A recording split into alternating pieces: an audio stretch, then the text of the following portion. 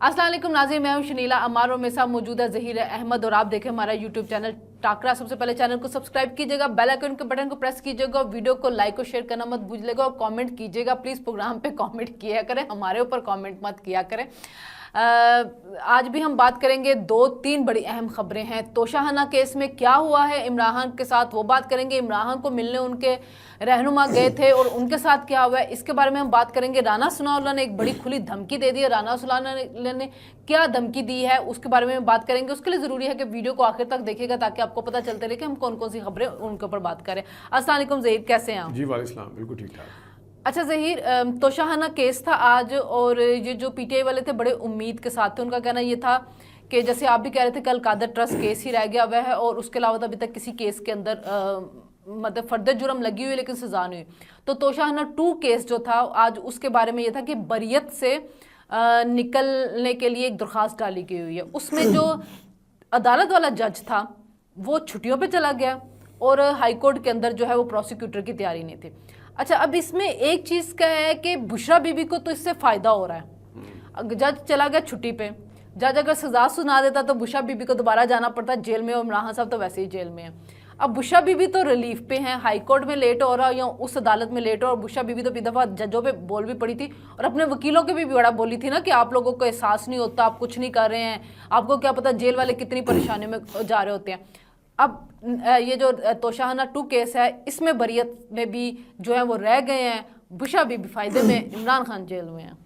अच्छा, वैसे इमरान खान साहब की 190 मिलियन में ज़मानत हुई हुई है, उनकी जो गिरफ्तारी है वो इसमें हुई हुई है तोशाखाना 2 में। तो ये बात आपकी बिल्कुल ठीक है कि ये बात शुरू से हम देखते आ रहे हैं कि इस तरह पता चलता है जिस तरह पीछे से ना कोई पता नहीं इंतज़ार हो रहा होता है कि करना क्या है आगे, उन्हें दा की करना है, इस तरह ना इस तरह इंतजार हो रहा होता है। मतलब जब ये जजेस वगैरह छुट्टियों में जाना शुरू हो जाते हैं बगैर किसी छुट्टियों के, बगैर किसी की तबीयत खराब हो जाती है। आपने राना सनाउल्लाह की जमानत केस में भी यही होता था, हसनात साहब की तबीयत भी बड़ी खराब हुई थी, हुमायूं दिलावर साहब वो कराची चले गए थे। ये महर में ये कोई इंस्ट्रक्शन का वेट कर रहे होते हैं या पता नहीं क्या कर रहे होते हैं, क्योंकि जजेस का काम है अनलेस को बहुत ज़्यादा। आपको याद है एक जज जो है वो छुट्टी पे क्या गया था, उसकी फुफ्फी के पता नहीं फलाने का फलाना जो है ना वो फौत हुआ था, तो उसको इतनी एमरजेंसी पड़ गई थी जनाब, वो छुट्टी लेके चला गया। तो जिस वक्त उन्हें क्लियर कोई नहीं होता, उन्हें इंस्ट्रक्शन इस तरह की होती है कि इसको प्रोलॉन्ग करना है, लटकाना है, तो तब कहीं जाके इस तरह के मामलात आते हैं। वरना तो मेरा नहीं ख्याल कि जजेस जो हैं जो इतने अहम जिम्मेदारी के ऊपर बैठे होते हैं और वो जनाब छुट्टियों पे चले थे तो नहीं, जब नवाज शरीफ का मरियम नवाज कैवन फील्ड का चल रहा था उसका, और वो डेली उसकी होती थी हेयरिंग और 2-3 महीनों के अंदर उन्होंने सजा देकर, और जब उन्होंने कहा था कि आप फैसला लेट कर दें, मेरी बीवी मारो कर, नहीं हमने फैसला भी अभी सुनाना है, आ जाए। तो जहाँ पे जल्दियाँ होती है वहाँ पे जल्दियाँ होती भी हमने देखी। और वही केस मरियम नवाज 8 साल इस्लामाबाद हाई कोर्ट में के बाद वहाँ से ज़मानत पे वो क्लियर मतलब केस उनका ख़त्म हुआ था कि 8 साल वो उसकी हियरिंग पे जाती रही थी। फिर राना सनाउल्लाह का याद होगा जब उनके ऊपर ये हेरोइन का केस डाला हुआ था तो राना सनाउल्लाह का जज भी छुट्टी पे चला जाता था, बल्कि व्हाट्सएप के ऊपर जजेस के तबादले भी हो जाते थे। तो जहाँ केस चलाना होते वहाँ पे चलाते भी, जहाँ पे छुट्टियाँ देने तो बाकी बात आपकी ठीक है कि इंस्ट्रक्शन पे चलते हैं सियासतदानों के लिए कि कहीं से वो इंतज़ार कर रहे होते हैं। ये बात ठीक है। मरियम नवाज शरीफ साहबा और नवाज शरीफ साहब रोज़ाना पेश होते थे यहाँ पे और उनकी भी सजा इसी तरह हुई थी। तो उनका तो आपने बताया ना 2-3 महीने में आप दूर क्यों जाती हैं। फरवरी से पहले जनवरी में जो इमरान खान के ऊपर 4 केसेस जिसके ऊपर राना सनाउल्लाह साहब बार बार कहते हैं तो बड़ी ज्यादती की इमरान खान साहब के साथ की, देखते देखते 4 में सजा भी दे दी। इद्दत केस के बारे में सारे कहते हैं कि वो मतलब एक बहुत फजूल किस्म का केस था। और मैं उस दिन बल्कि एक रिपोर्टर की सुन रहा था, वो बीट कवर करता है, कहता है जिस टाइम अदालत या वकील जो है ना किसी चीज़ को लटकाने पे आ जाए ना, वो एक केस चल रहा है जी ज़मीनों के ऊपर पता नहीं क्या, वो कहते जी अभी हमने इतने ज़िले कवर किए हैं ज़मीनों की डिटेल के बारे में, अब हम अगले दिन आएंगे, अब हम अगले दिन आएंगे, अब हम तो रोज़ाना ये करते करते तो ये इनके पास नहीं। तो हमारी छोटी अदालतों के बारे में कहा तो जाता है कि दादा केस करता है और पोते को जाके बेनिफिट मिलता है। तो पाकिस्तान में तो ये जो सिविल केसेस होते हैं इसमें बड़ी बड़ी लंबी होती है। और बाज़ दफ़ा आप ये देखो कि जब हम सुप्रीम कोर्ट के अंदर भी जब किसी की अपील सुनी जाती है तो पता चलता है वो बंदा इतनी देर में फांसी चढ़ गया है या वो रिहा होकर चला गया, अपनी सजा काट के अभी तक उसकी अपील का मौका नहीं मिला। पाकिस्तान जैसे मुल्क में जहाँ पे इतने ज़्यादा टैक्स लगे हुए हैं आम बंदे के ऊपर इतने ज़्यादा, और आपको याद होगा ख्वाजा आसिफ साहब ने कहा था पार्लियामेंटेरियन की सैलरीज जो हैं वो इनसे 3 गुना 4 गुना कम होती हैं।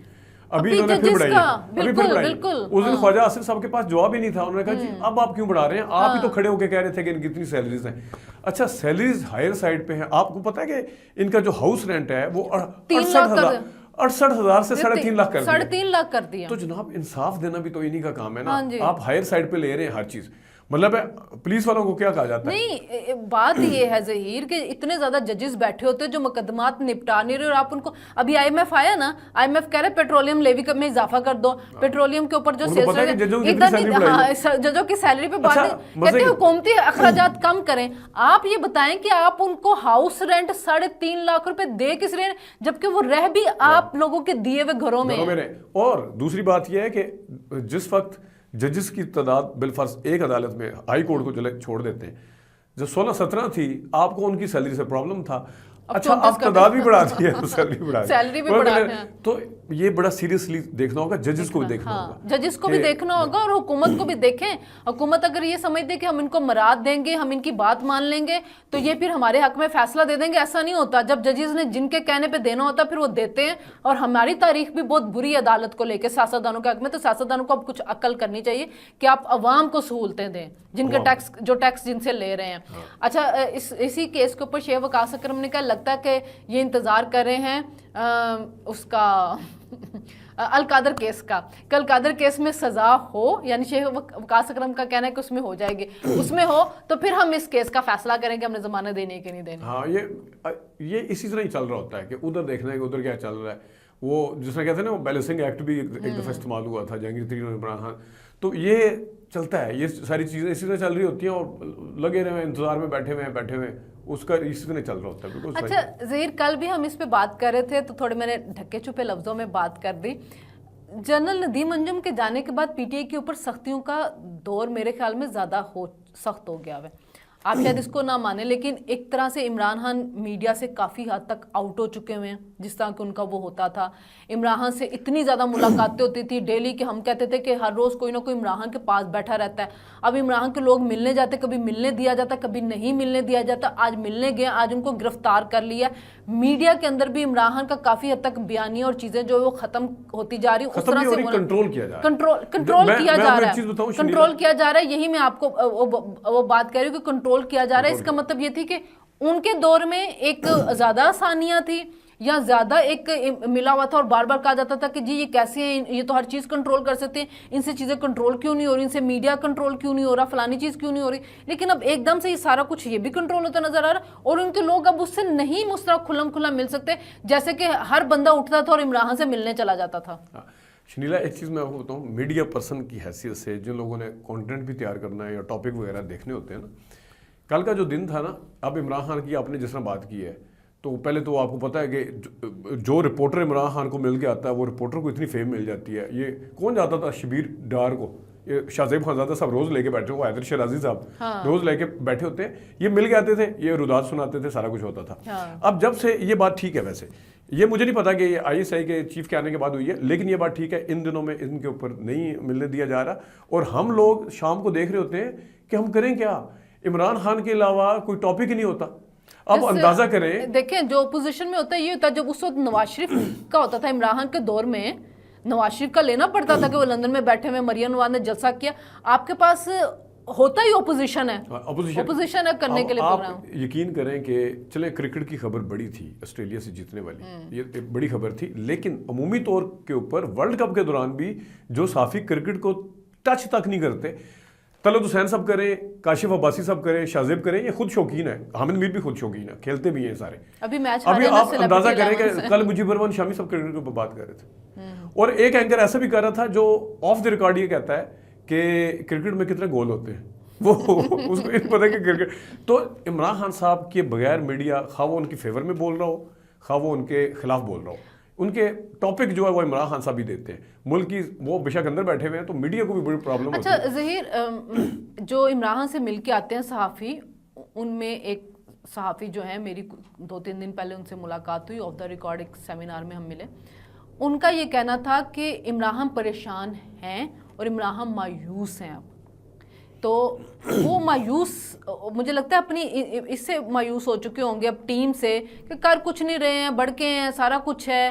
اور اب جیسے میڈیا پہ ان کی خبریں بھی کنٹرول کر لی گئی ہیں, اور جس طرح میڈیا پہ ان کو اس طرح سے وہ بیانیہ اور وہ چیزیں نہیں بن رہی ہیں. پھر ہر کسی نہ جیسے اب لنڈن کی بھی ہم بات کر لیتے کہ لنڈن میں قاضی فائز عیسیٰ کی گاڑی پہ جنہوں نے وہ کیا تھا, اب ان میں سے بہت سے لوگوں پہ مقدمے بن رہے ہیں, اور ڈیلی ہم کسی نہ کسی کی معافی مانگنے کی ویڈیو بھی آ رہی ہے کہ میں معافی مانگتا ہوں, مجھ سے یہ غلطی ہوئی ہے, سارا کچھ ہوا ہے.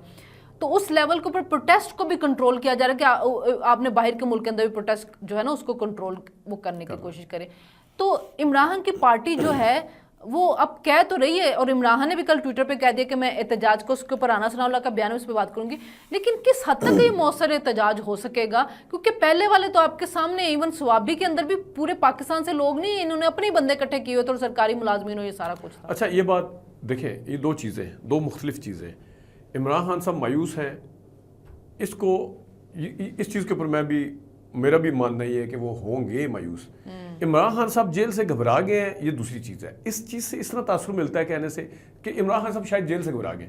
جیل سے وہ بالکل نہیں گھبرائے. اس کا ایک سب سے بڑا ثبوت یہ ہے کہ ماشاءاللہ اندر فٹ ہے, 4 ڈاکٹروں کو چیک کر کے آئے ہیں, سارے فٹ ہیں.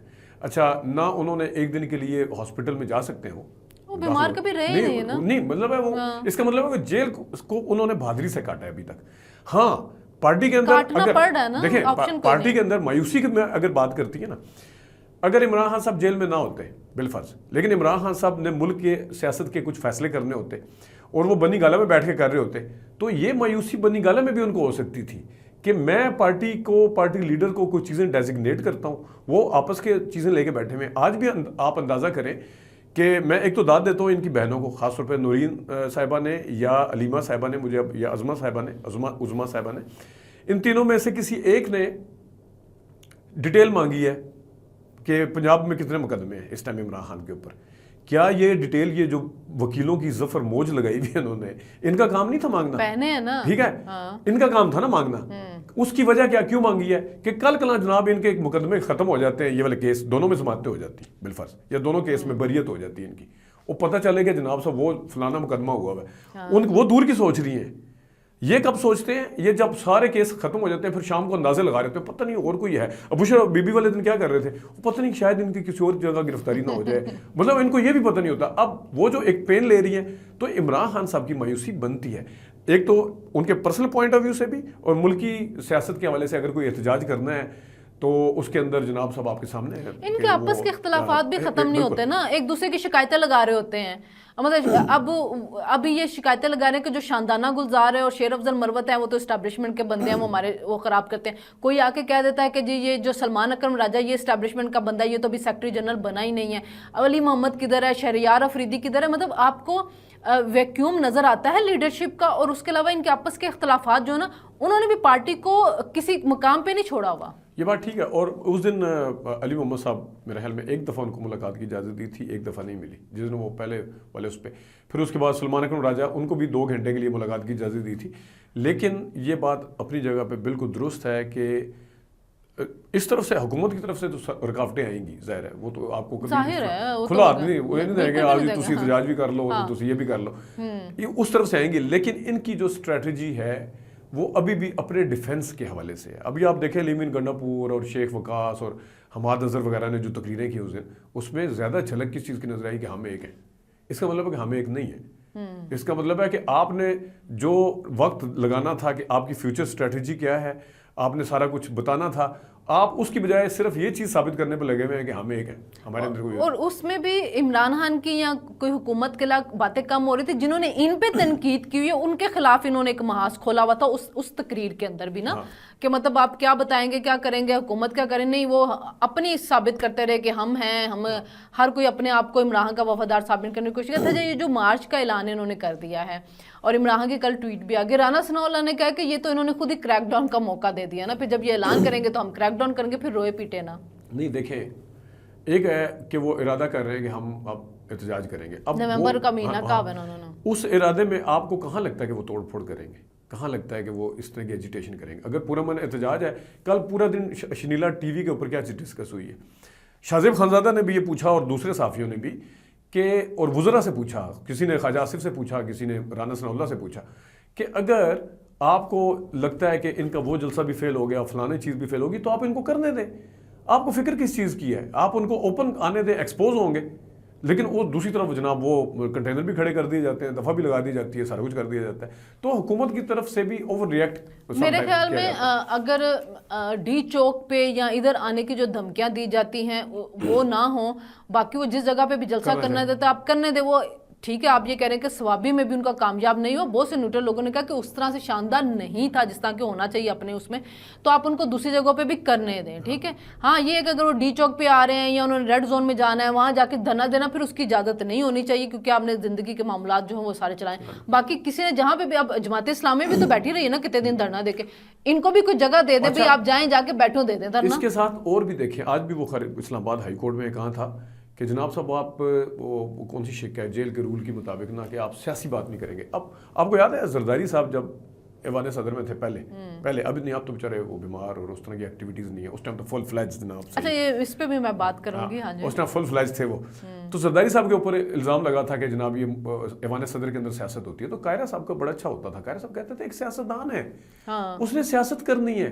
اب عمران خان صاحب کے پاس کوئی آلو کا یا انار کا ریٹ تو نہیں بتانے جائیں گے نا اگر سلمان اکبر راجہ ملنے جا رہے ہیں. تو سیاسی بات کریں گے، فیوچر پلاننگ کیا ہے. تو سیاست اس حوالے سے یہ بھی بڑا عجیب سا تھا کہ اچھا اب ہم بات کرتے ہیں لاسٹ میں آصف زرداری کے اوپر. جب وہ گئے دبئی میں ان کے پیر کو پھسلا تو کہا گیا کہ جی وہ اب 4 ہفتوں کا ریسٹ ان کو کہہ دیا گیا. بہت سے لوگوں کے اب وہ واپس نہیں آتے، بس وہ گئے.